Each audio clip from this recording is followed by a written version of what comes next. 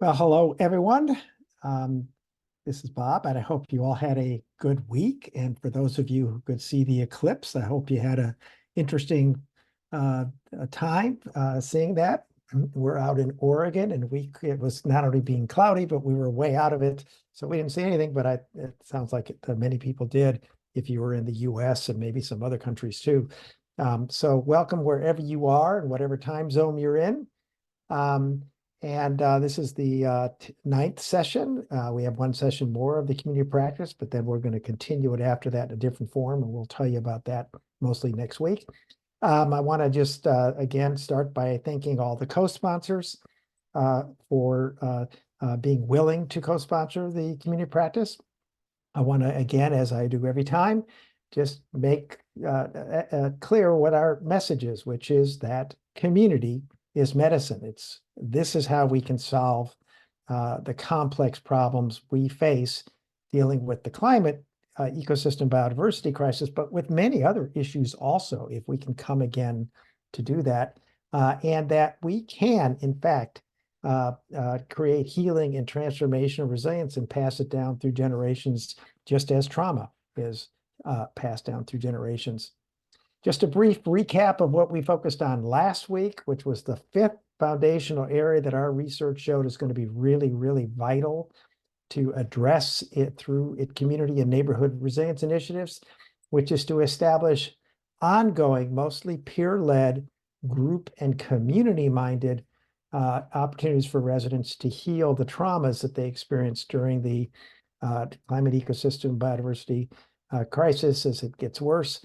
Many people, if they engage in other healing practice in the other four foundational areas, building social support networks, et cetera, they're going to be able to heal themselves. They'll be distressed for a while often, but they'll heal themselves, as many of us do already, and most people do. But there's still going to be many people that are traumatized by the next major disaster or severe stress. And so as residents engage in those four other areas, it's going to be really important to establish ongoing group and community-minded, age and culturally appropriate methods for residents to heal their traumas. And it's really important that these be established and offered as an ongoing opportunity, not just in reaction to the next crisis, although that's going to be important too. And we put down in our circle here many events that you can, opportunities, healing circles, the different variations of that approach, and somatic healing, expressive healing, mindfulness, spiritual, religious healing, et cetera. So that's what we focused on. And as you can see, we've walked our way through this schedule that we had. The first week, we talked about the overview of the program. Then we talked about the first focus. How do you get a resilience coordinating council or network organized? Then we focused on how to begin engaging community members, either helping begin with healing opportunities or developing asset maps and engaging residents in that way. That leads to the establishment of a vision of success, goals, strategies, action plans. The last four sessions, we then went through the 5 core foundational areas that those strategies and action plans should address. Then you begin to implement that. Today, we're going to hear from a panel of leaders of community-based resilience building initiatives. You've heard from 3 of them already. You're also going to hear from Javane Skiva, who you have not heard from yet, and then she's going to join the panel. Then Reb McKenzie, who many of you already know, is going to talk about a resilience project she developed as a result of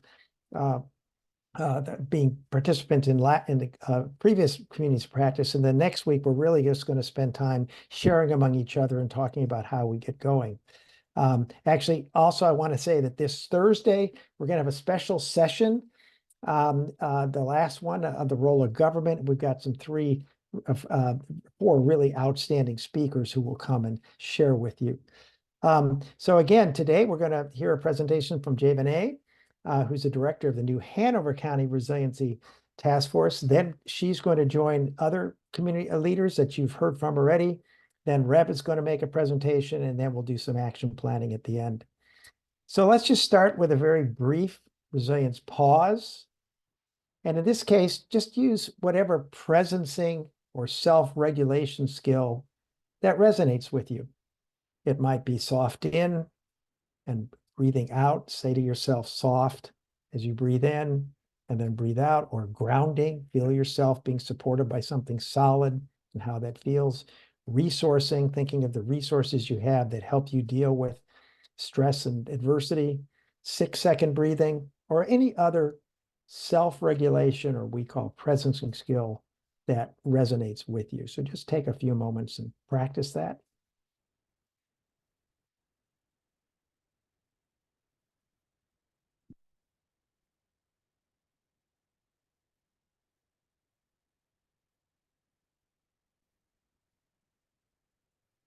And then as you do that, and as you continue that, let's just think a little bit about purposing, because both presencing and purposing are going to be vital as the climate ecosystem biodiversity catastrophe accelerates. And that is, imagine that a major storm severely damages your community, leaving you and your family and all other residents without sufficient food, water, power for a long period of time.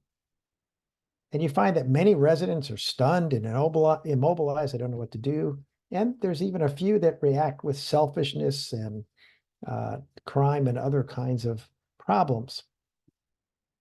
What values do you want to live by during and after that event? Just sort of think about that and write them down. If what would be most important for you to feel good about yourself and how you live and how you act and treat others during and after that event?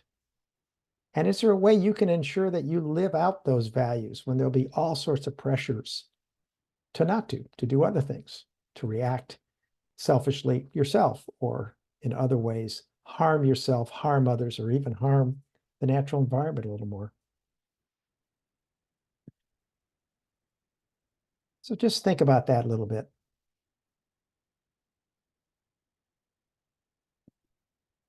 And now let's do breakout rooms. In one word, how do you feel now in the present moment? What you took away from last week's presentation from Elaine Miller-Karras and Dr. Ken Thompson about the methods they use to help communities heal. And then most importantly, this time, questions you have from the panel you're going to hear from just a few minutes after the breakout session on how to organize and operate a resilience coordinating network. And then close to the end of the 10 minutes, if each group would post 1 or 2 questions for the panel that is going to follow in chat, Christian will read those to the panel. So I'm going to turn it back over to Jesse, and Jesse can organize a breakout room. We'll see you in all 10 minutes. Opening up the breakout rooms. We're going to try today to have breakout rooms of 3 people. And so hopefully that leads to greater connection, more opportunities for conversation. If you're in a room where other folks are not on camera or aren't able to come in and participate in the breakout room, just pop back into the main room and we'll get you into a breakout room. Just wanted to say that as we try to do smaller rooms. But opening up the rooms now. See you all in about 10 minutes.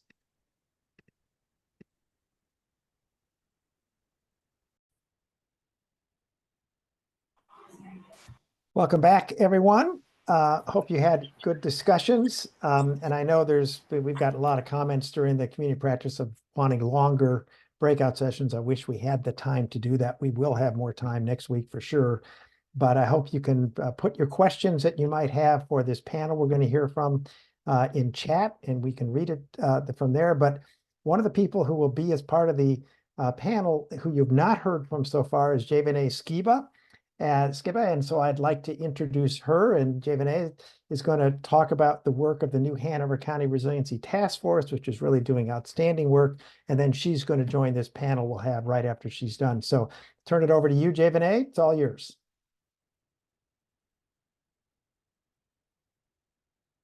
Awesome. Thank you. Bob, thank you for having me today. As I was sharing with my breakout group, I was like, I don't know if you want to hear me talk because you're going to hear from me in just a minute. And I can tend to get passionate and maybe ramble a little bit, but that's okay. I do want to kind of paint a picture for everyone with the area in which I get to serve, or the part of the country that I get to do this work in. I am the director. Again, my name is Javane Skiba, and I'm the director of the New Hanover County Resiliency Task Force, located in Wilmington, North Carolina. I was telling my children just the other day, there is no place on the planet that I would rather call home than the North Carolina Low Country that I get to live in.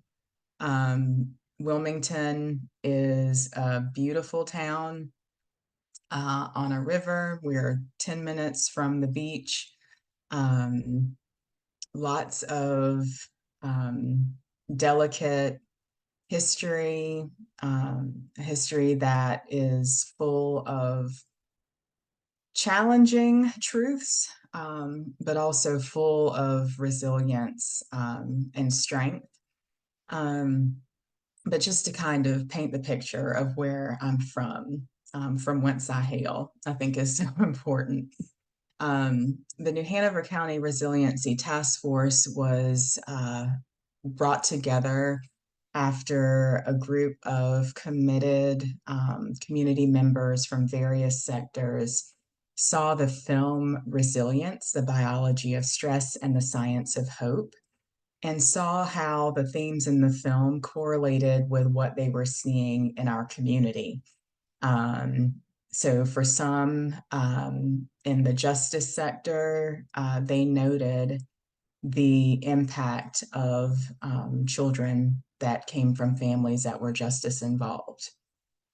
For those in child serving agencies, they noticed the correlation between what they were seeing in third grade reading scores and some of the traumas and experiences that these children had lived through. And then also from a government and also a nonprofit perspective, some of the issues that were being faced and being treated or addressed really did come down to adverse childhood experiences and trauma. So that wise group of folks got together, wrote a grant to the Duke Endowment, which was awarded for planning this task force that would be a multi-sector coalition.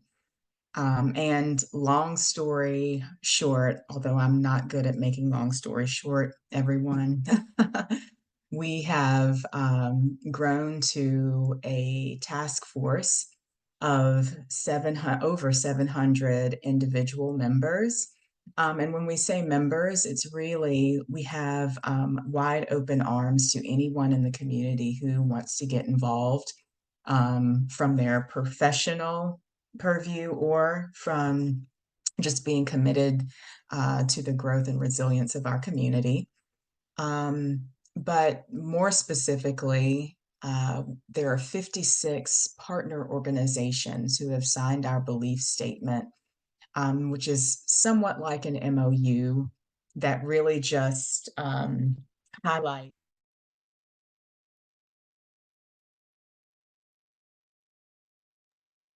You get kicked off.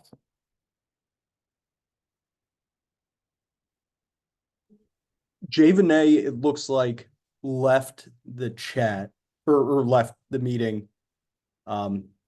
Either computer passing away early on battery life, or maybe out of enthusiasm pressing a wrong button, which I have absolutely done before. If y'all remember last week with the 3-second breakout room that we had that first time. And so yeah, Bob, I don't know if we just want to give Javane a minute here. Yeah, let's just give her 30 seconds. And I see some very good questions coming in for the panel. So that we're going to have as soon as Javane, is that her? Oh, somebody's waiting in the waiting. And if she's not here in a second, we'll start the panel now and Javane can join the panel. But the idea behind the panel that's we're going to do is You've heard from the other presenters already. And it's just a chance to really sort of get your heads around how do I organize and operate and continue to improve resilience coordinating network, a task force, whatever you want to call it. There's different names that different groups use. So hopefully Javane makes it back, but I don't see her yet. 919 is a North Carolina phone number. Javane, is that you? Hi, Jesse. It's Charlotte. Oh, Oh, hi, Charlotte. Hi. Okay. Sorry, I had to call in. No problem. Javan is going to be a 910. Thank you. Okay, well, something might have happened. So let's go on and we can hear from Javane during the question and answer. We're now going to have a panel discussion. That is, Javane is going to join us, hopefully, but Charlotte Ure, who you've heard from earlier in the community practice, is going to be on the phone. Dr. Wanda Boone's with us, the executive director of TRI, Together for Resilient Youth, who you've also heard from. Becky Turner, director of public engagement with the Community Resilience Initiative in Walla Walla, Washington, who you've already heard from. And I think Mebin's on the line too. Mebin, if you want to join us, you're welcome to join the panel also, because you might have good impact. If Javane can't make it back for some reason, maybe you can sort of fill her in. So let's just start with some questions. Christian, do you want to just pose a question to the overall panel, and each of the panelists can jump in and answer the question as you desire. So Christian? Yes, thank you everyone for submitting such great questions. Starting off, we have somebody asking, how do we manage our urgency and perspective with the others who we will be engaging? So how do you all in your groups and the resilience groups you work with manage your own expectations and anxieties, et cetera, while you're trying to engage other groups? Is that the correct question, you think? Yes. Thank you. Okay. Anybody want to take a shot at that? I'll jump right in, Bob. Go ahead.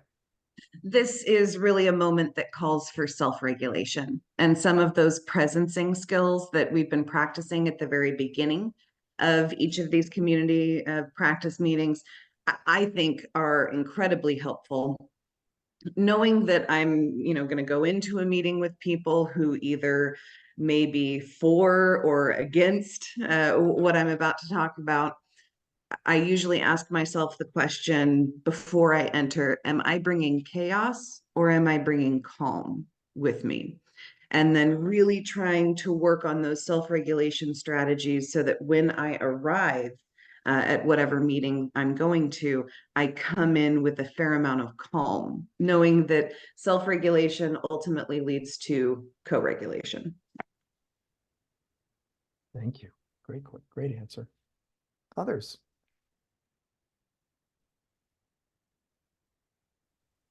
I think one of the things that I would say foundationally is understanding and respect for the individuals in vulnerable communities that we are working with.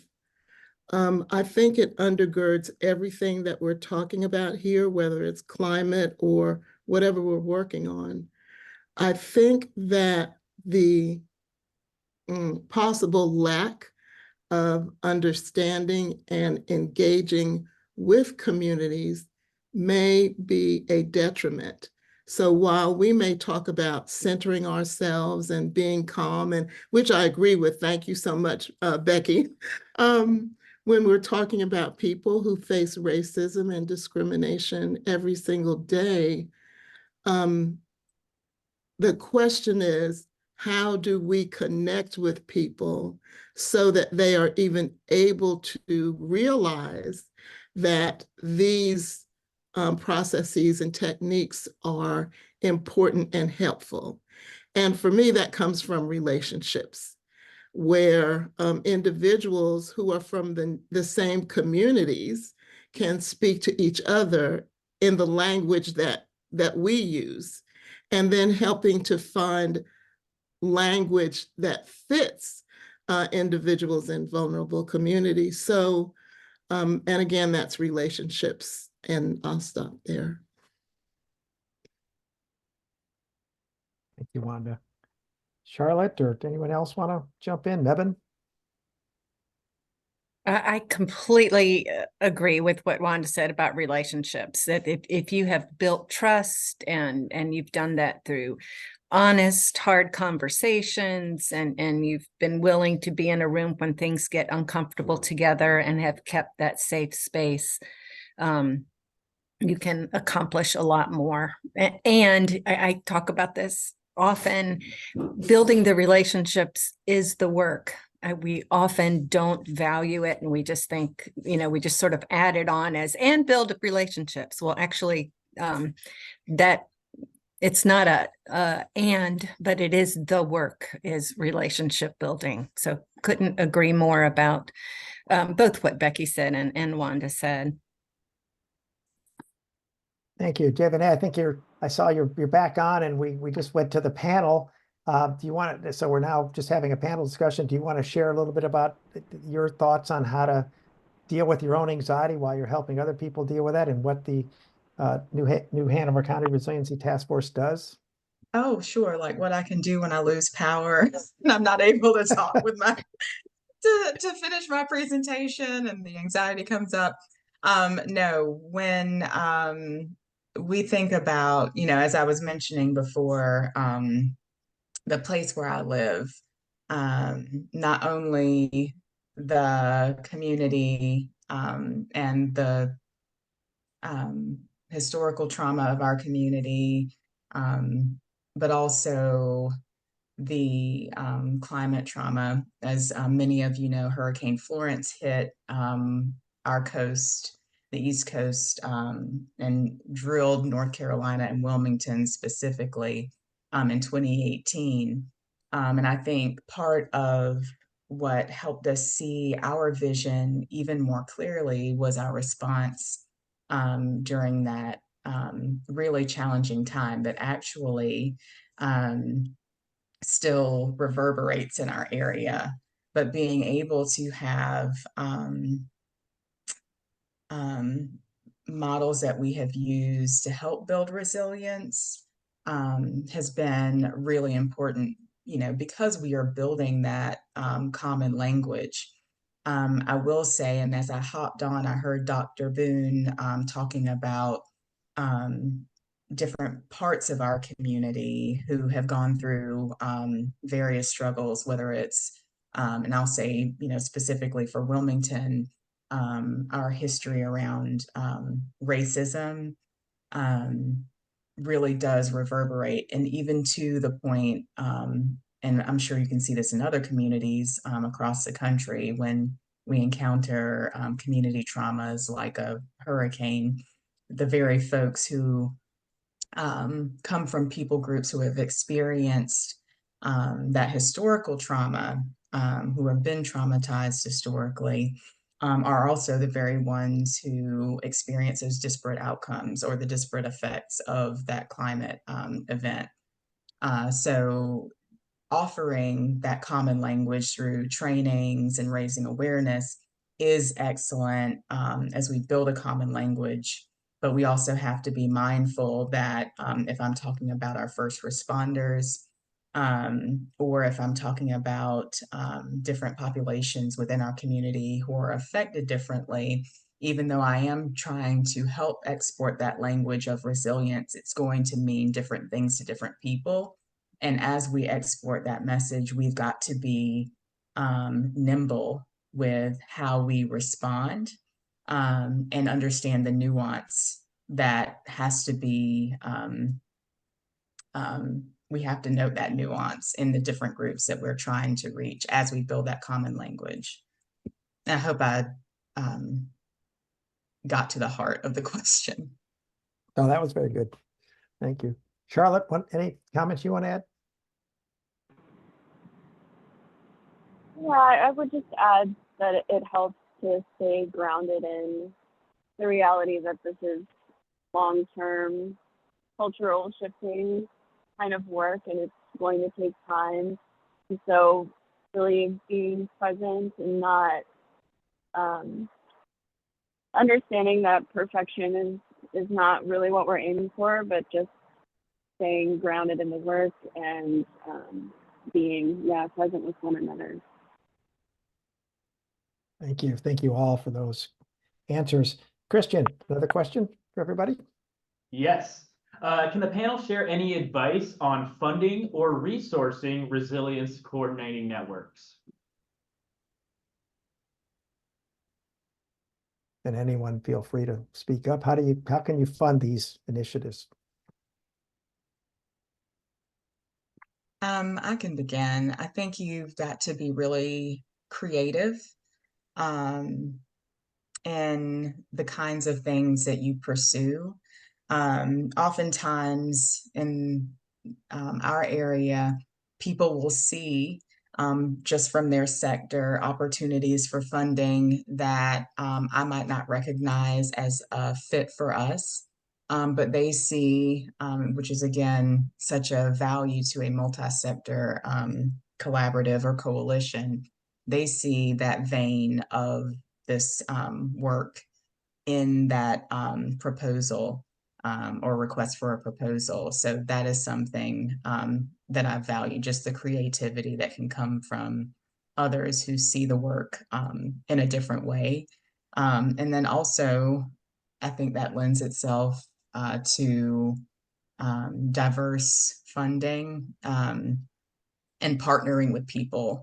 Right now, in our area, we are trying to work on collaborative grant proposals where we are coming together and trying to align our work so that we still get to do what's needed in our different organizations, but seeing where there's some opportunity for synergy, identifying that and including that in our proposal. Thank you.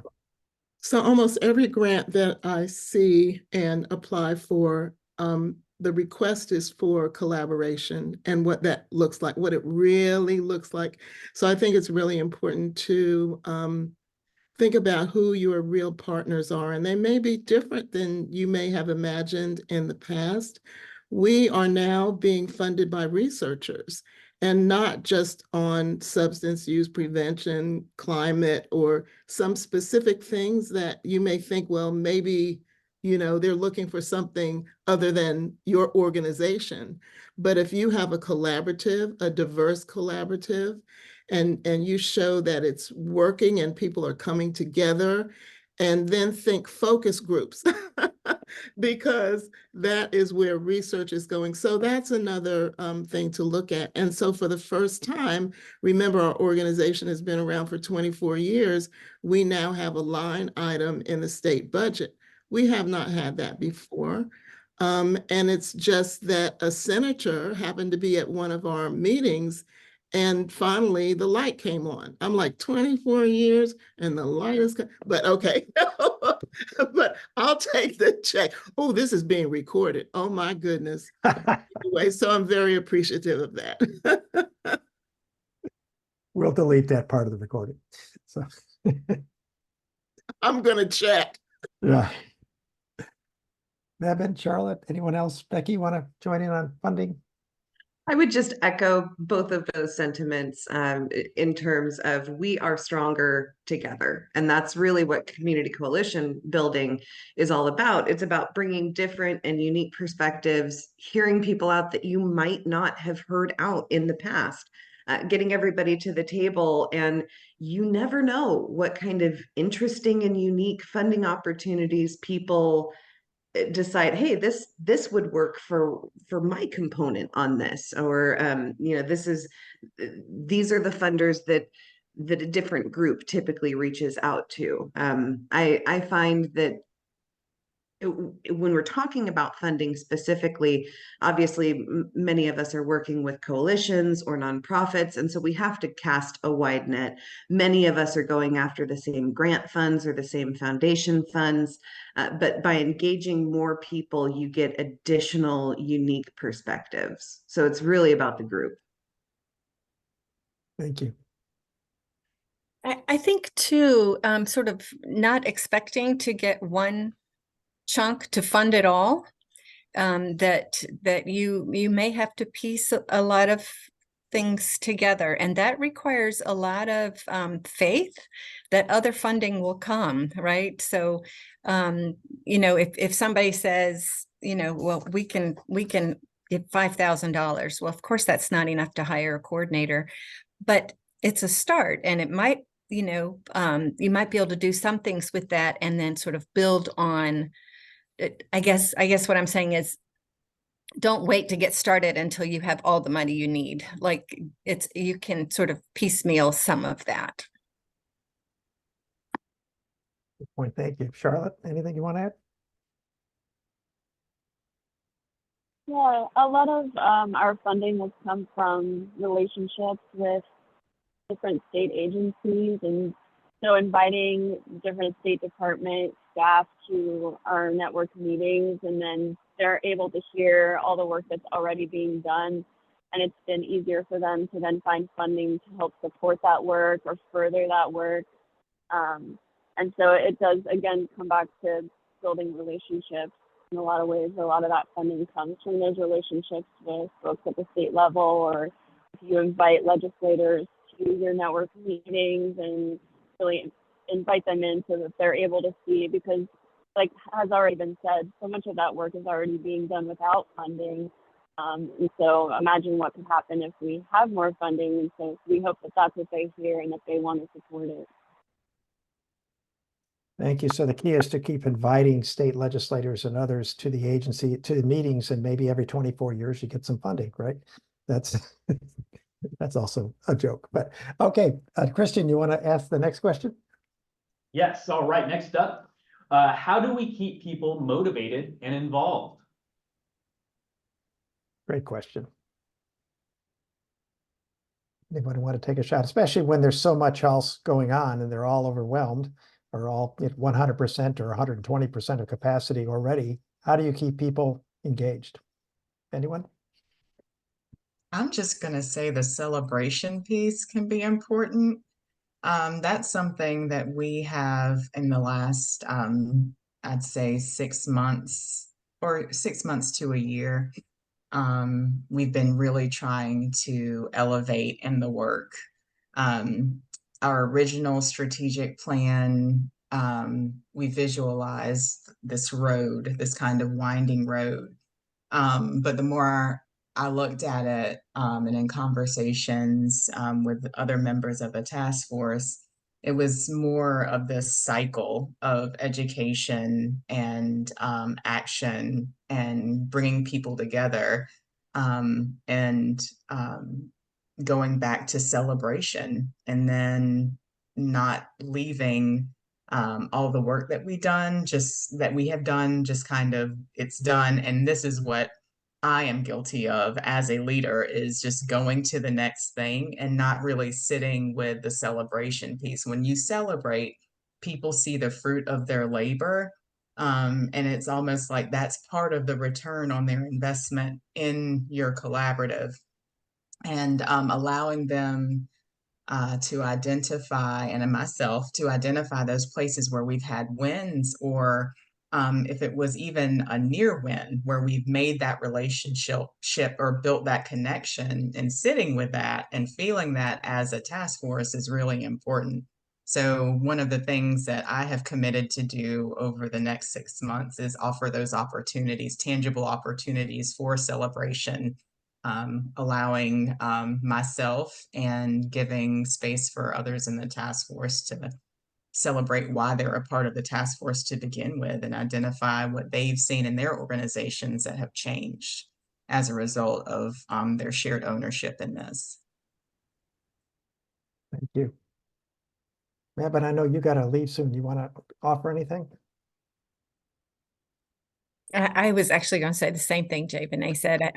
Celebrating the small wins. It doesn't have to be a great big thing, but if one organization maybe changed their hiring policies to include trauma-informed, when they advertise the position, trauma-informed applicants encouraged, or, just that's a win. So looking for those times when you can celebrate. And then also, I think if back to what Dr. Boone said about relationships, that the relationship part, if you are together, when your meetings are fun, when your meetings involve snacks, when your meetings are, that's why I go to meetings. I don't know about you guys, but like those kinds of things, so that there's a reason other than the work for people to show up. Like I want to see Javene, or I want to be with the other folks in the room. So that would be one other thing. Thank you for letting me do this. I was just going to listen in today, and appreciate being able to share some things. Of course, happy to have you. Anyone else want to make a comment? I'll just say really quickly, we need to know what a person's currency is, and that doesn't always mean money.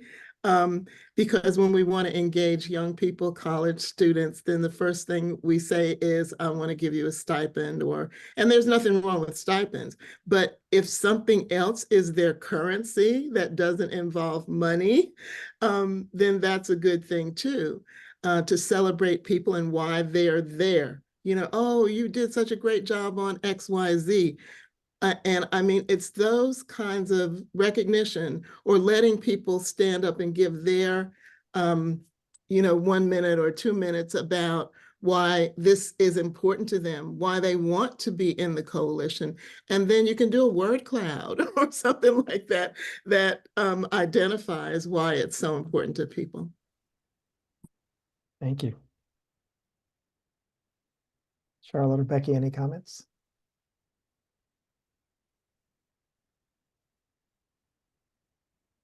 Yeah, Sure. I would echo lifting up stories and sharing those successes, however big or small.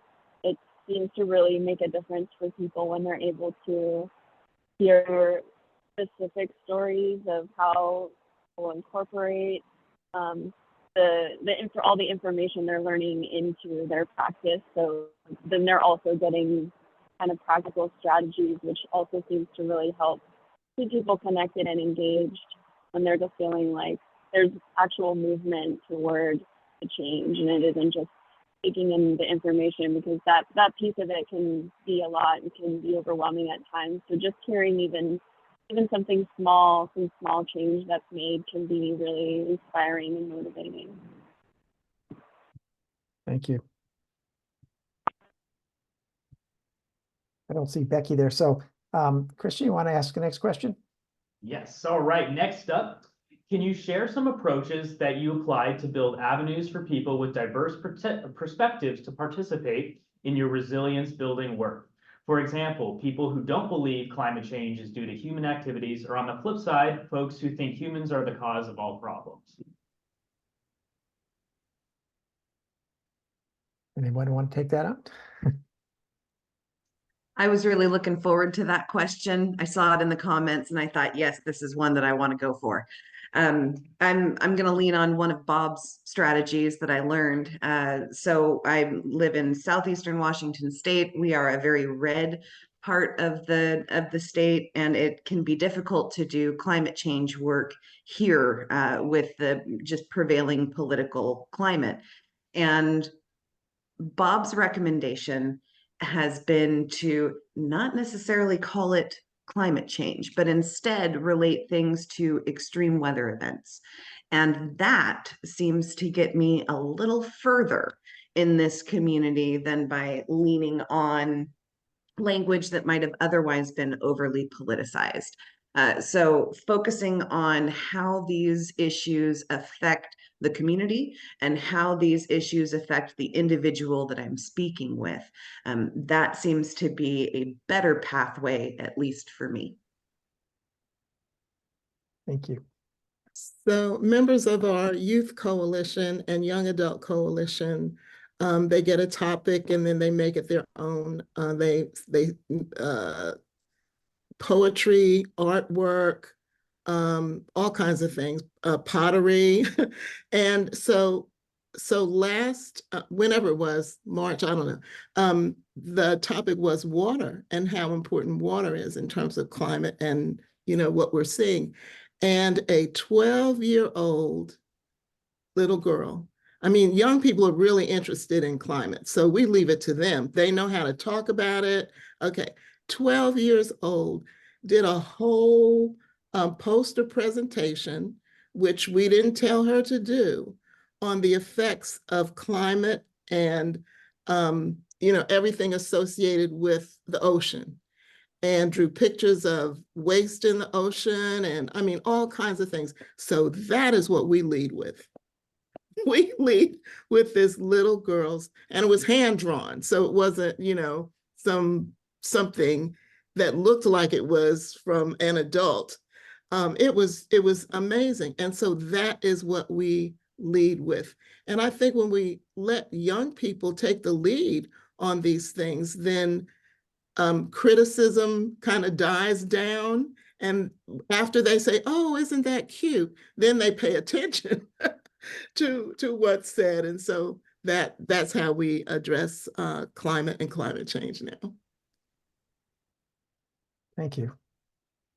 Well, wise and well said. Any other comments?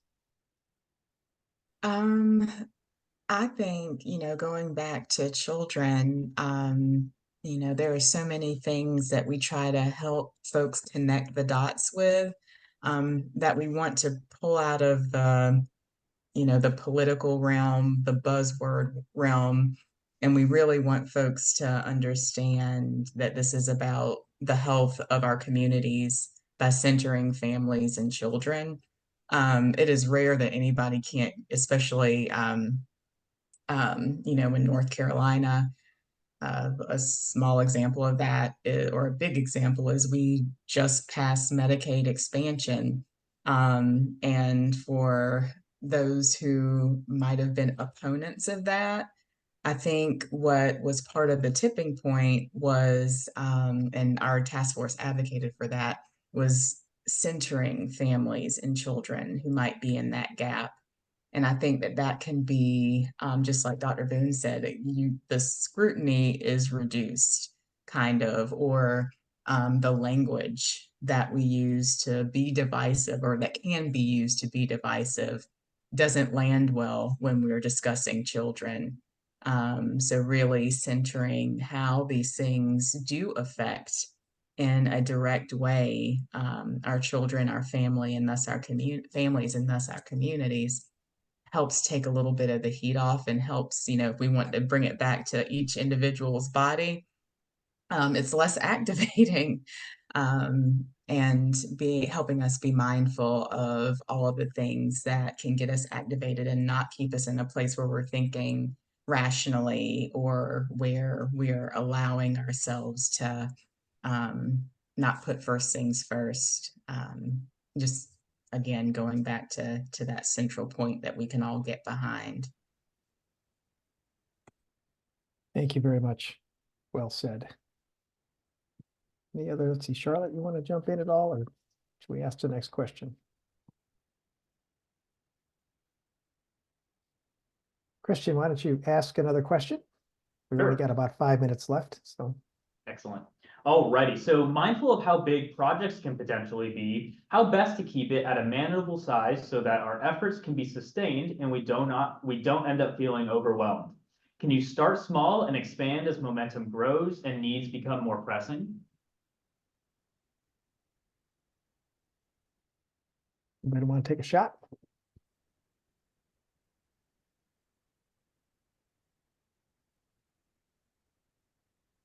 So I think I shared something that's called the 7 strategies for community change. And since we only have 5 minutes, I won't mention what they are, but I can get them to you. So the first one, which is good, but it doesn't really bring a lot of, results. It does, but it's not an environmental or policy change, is information, sharing information.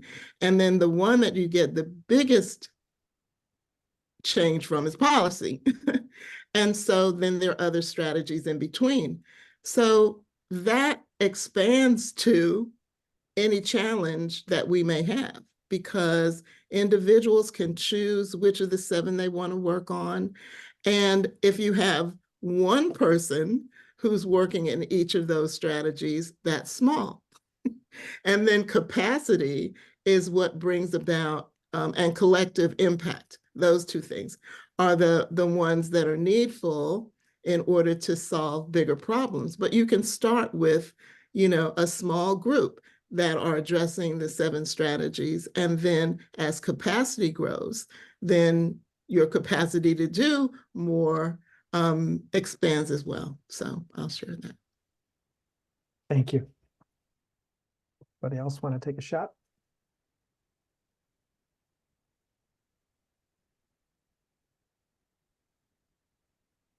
Let me ask a question that sort of falls tangential to that, but sort of in there.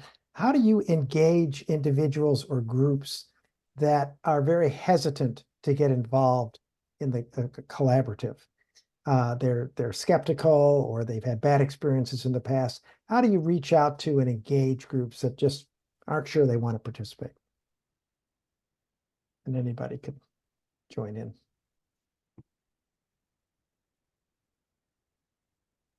Well, I'll tell you. So, again, it's about relationship. And then there's some people who don't want to have relationships, right? So you find a champion, one person who can relate to the group that you want to approach, and then let them be the leader. Okay, so we don't have to be all things to all people. The other thing is, very quickly, is that as I'm listening, what I find out is that in meetings that we've had over all of these years, there hasn't been a real conversation about who are you, what do you have? I mean, it gets to that, but coming in the room as a human and showing your compassion and love for people and, being happy about what you're doing really goes a long way. And it draws people in and it makes people feel comfortable.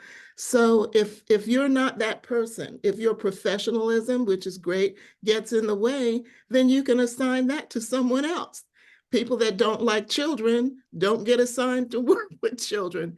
And it's okay. We don't have to stand up front and be all things to all people. So Thank you. Well said. Well said. Anyone else like to offer a final comment on that? How do you engage people that might be skeptical or whatever? I'll just say sometimes with a collaborative or a coalition, you have partners in the work who, even though they both are interested and invested in that common work, they might not outside of that space get along or feel comfortable around each other or care to collaborate. And so that might show up as an absence of that particular entity in spaces where another group that they don't really mesh well with is present. So it's really just helping folks identify their why and why they are important to be in that space, even though they might not jive with others, why their presence is much needed and their perspective professionally or personally needs to be a part of what we're all doing together. Great, thank you. Any last comment from Becky or Charlotte?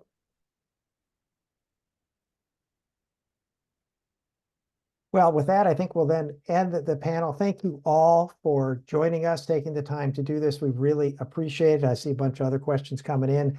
We will send you some others. And I'm sure as the conversation goes on, there will be a time to share your thoughts and comments on this. And thank you so much for all of the wonderful work you're doing in your organizations and your networks. So thank you kindly.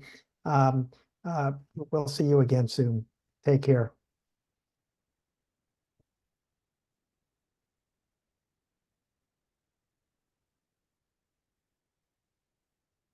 So we're now going to move to action planning. So you've now had a chance to hear from some of the leaders in this field, although there's others too, but these are really some of the leaders.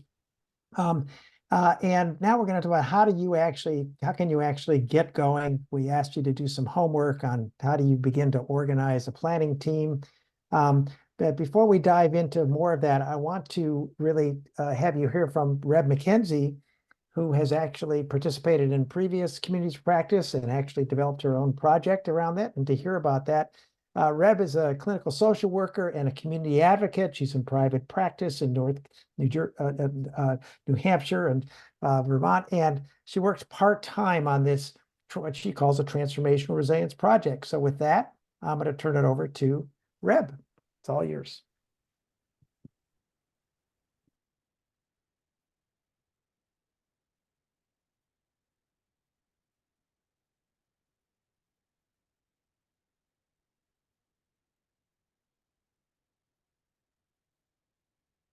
Can you see the slides on the screen? We can see the slides, Reb, but it's not in slideshow. So if you press from beginning, if you go through, we could. Oh, there it is. Perfect. Going back on mute now. All you.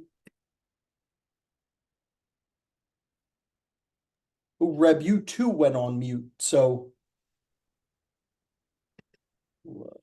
Mute. How's There we that? go. Perfect. From beginning. Yeah. So good afternoon. Thank you all for being here. I'm speaking from Abenaki unceded territory. And just over a year ago, I've been working on this transformational resilience project. Lois Cote, who also is part of our community of practice, has joined me in developing it.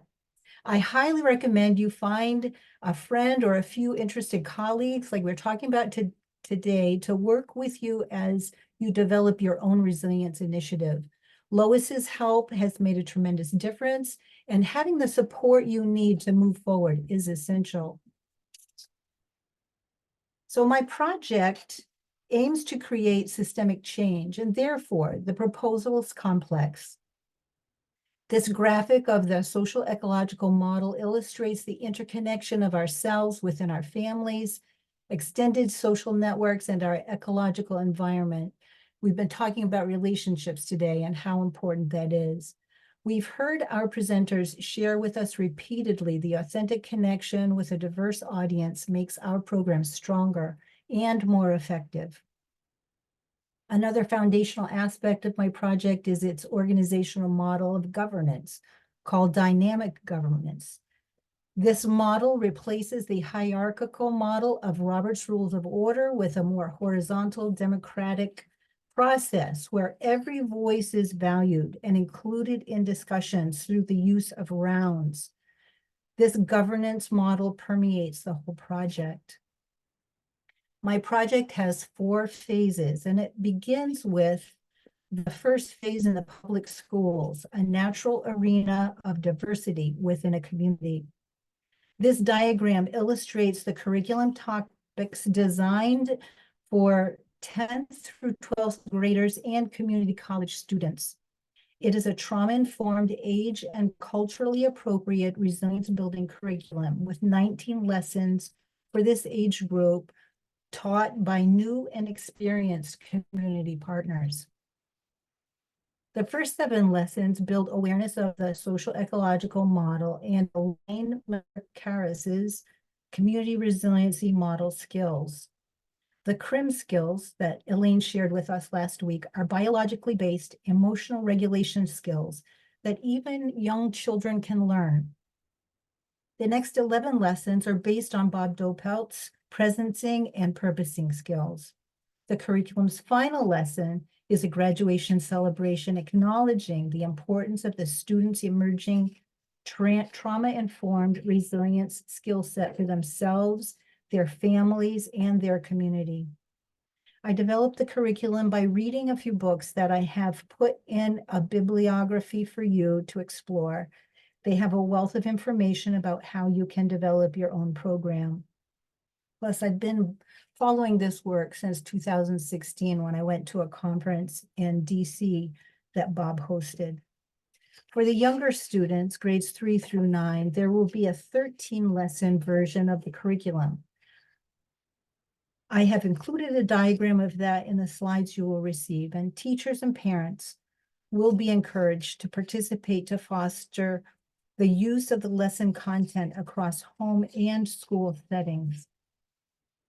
After my project is established in the schools, community partners will offer training throughout the community.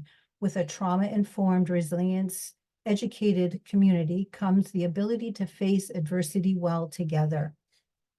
A protective factor in times of overwhelming challenges like climate change and natural disasters. This project will be offered to all the surrounding municipalities in the watershed. The catchment area focus on the watershed for my project emphasizes the social ecological model's interdependence of individual, social, and ecological wellness. The coronavirus gave us a wake-up call to many ways about interdependence that we need to not forget. Phases 2 through 4 begin with replicating Bob's Resiliency Coordinating Coalition in Phase 2, which I call the Watershed Resilience Council. This emphasizes the dependence we have on one another and our ecological region for wellness. Those who are interested graduates of the project curriculum in Phase 1 will be invited to participate in the Watershed Resilience Council. Phase 3 of the project is the creation of working groups consisting of graduates of the project curriculum. Each working group focuses on a specific community resilience project based on the interests and skills of the members of the working group. Examples of the working group projects include increasing local agriculture or permaculture projects in neighborhoods, or renewable energy projects for the community. Phase 4 is advocate for change. Each working group's project will be presented to the local municipality, state, and/or federal levels of government, depending on the appropriate audience, with the aim of gaining their support to implement the working group's resilience project. This project's designed to build individual and community resilience, empowering all sectors of the community to see that together we can face our challenges. First, by enhancing our own mental wellness skills in Phase 1, and then working together to overcome our community's challenges in Phases 2 through 4. It's a preventative approach. Rather than seeing ourselves as victims after adversity strikes, we can learn to see ourselves as capable problem solvers and allies that deal with the challenges and figure out ways to thrive in community. I've shared this project with many community partners that have given me encouragement and support. That's how I met Lois. Funding sources can include your local mental health, substance abuse, and family strengthening agencies, regional planning commissions, and public health networks who recognize the value of community resilience. One of my strongest supporters is the New Hampshire Healthcare Workers for Climate Action. Many states have these climate and health chapters of the parent organization called the Medical Society Consortium on Climate and Health. Your state may have an affiliate chapter too. The New Hampshire Healthcare Workers for Climate Action have advocated for grants for this project, helped edit my project flyer, offered to give the project a page on their website, and act as my fiscal agent. Making those connections strengthens your capacity for success. I just want to thank everybody for coming and being part of this community of practice. It's so important that we learn and grow together to help deal with the challenges that we're facing. And together, we can each help make that necessary change. So thank you very much. Thank you, Rep. This has always been a really exciting project that we've heard of, and it's always great to see this evolving and growing, and you're just doing wonderful work. Thank you so much for doing that. If you have questions for Rep, can you just send them through chat? And if you don't have a chance to look at them all, we'll gather them afterwards and send them to you, and you can just communicate with people in that way if that's okay with you. So thank you again for taking the time, for developing this wonderful project and then taking the time to share that with everybody. So we want to go into some action planning now and talk about getting started. We only have a few minutes left, so we're going to do this, but and you've heard this from people already throughout the community practice, but often we don't begin things because we can't figure out where it's going to lead or what it's going to require of us.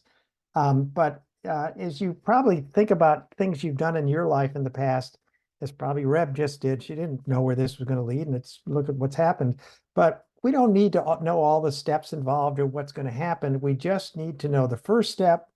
You take the first step, and if it feels right, we take the next step, and you go from there. So yeah, the way to start building these resilience initiatives is to start where you're at, start small, see how it feels, and then take the next step and see where that leads. And that's a way to get at it. So, excuse me, what I'd like you to do is just take a moment. We asked in your homework assignment to sort of create a draft action plan, if you will, to develop a planning team to talk with and assist you in forming a new resilience network or helping an existing one expand to deal with the climate emergency. So just make any refinements in that based on what you heard from the panelists today or from Reb a second ago. Who are you going to discuss forming a resilience coordinating network with, and then how are you going to invite to participate in the planning team, and when are you going to make that request? What's the specific? Talk about your elevator speech. Do you have that clear yet? A short 1 minute, 2 minute talk about why you want to form a resilience coordinating network, your vision of success and the benefits, and the initial list of individuals, groups, organizations that you think should be involved. So just take a moment to reflect on that, make any refinements. And then we're going to go into small breakout rooms again, as you might want to do this while you're in your breakout room, but we're going to try to get, again, just 3 people in each breakout room. So in 2 minutes each, share your draft action plan, what you've developed for forming a planning team, etc. And after everyone has a chance to share very briefly, discuss it, give feedback on the approaches. So we're going to take about 10 minutes for this also. So I'm going to turn it over to Jesse, and we'll see you back in 10 minutes. All righty. Same thing as last time. If you're in a breakout room and there aren't other folks, please come back to the main room. But I will open up the breakout rooms and look forward to seeing everybody in about 10 minutes.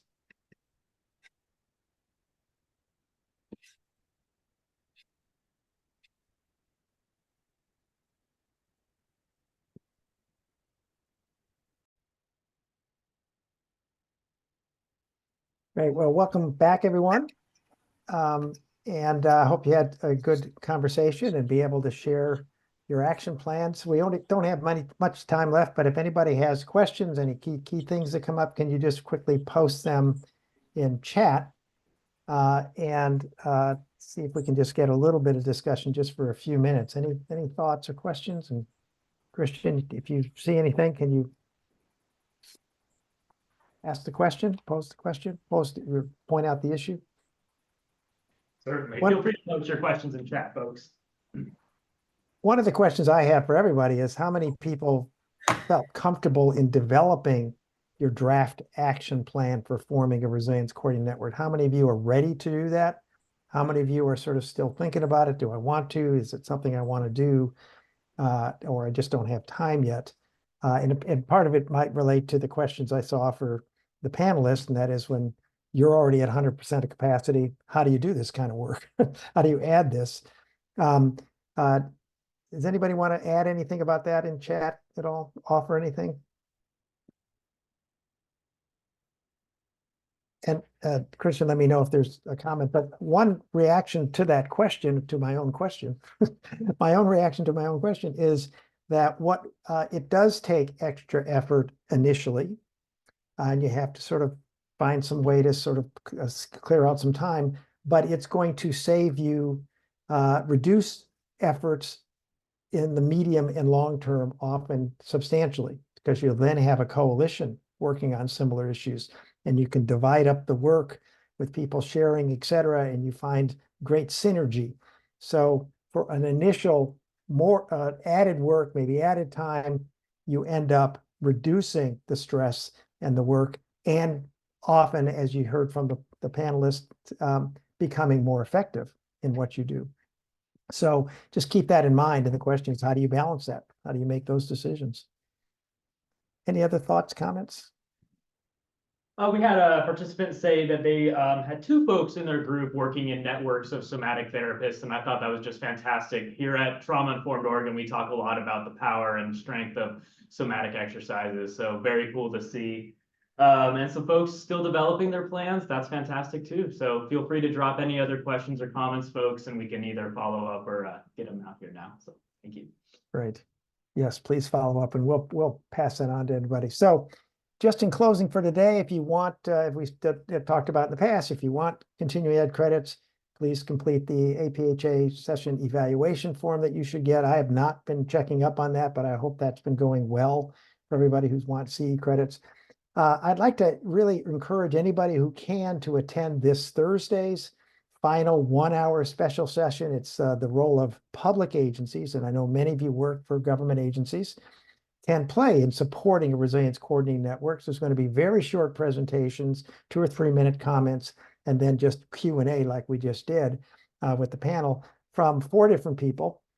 Sonia Cole, who with the Washington State Department of Child and Family Welfare Services, Bo Dean, who is works with New Hanover County in North Carolina, works with the New Hanover County Resiliency Task Force, Nancy Riggle, who's works with a nonprofit, but works on contract with government on Valley Residential in Walla Walla, and Adam Kreveling, who's with the Virginia Office of Trauma and Resilience Policy. And they're all kindly taking time to come and share what the kind of work they do, how they help support a resilience coordinating network, and might give you ideas on how you can do similar things if you work for a public agency. And then during the final week, next Tuesday, we'll recap what we've done, and we'll mostly focus on action planning, problem solving, and next steps, including we're going to let you know about a resilience, transformation resilience coordinating network commissioning program.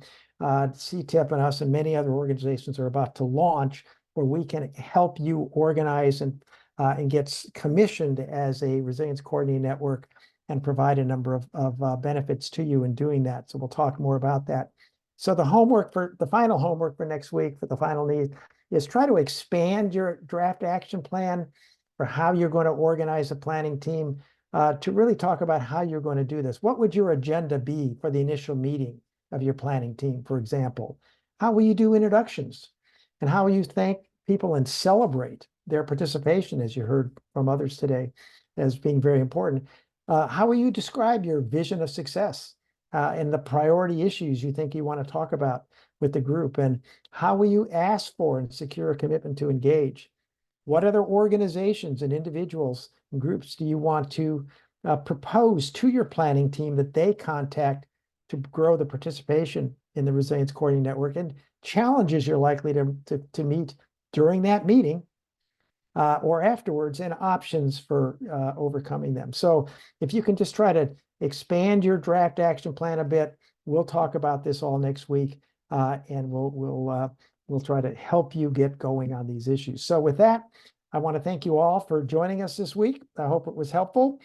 And we really appreciate your involvement, and we'll see you again hopefully Thursday of this week, just for an hour, and then next Tuesday. So everyone have a good week. We'll see you soon. Take care.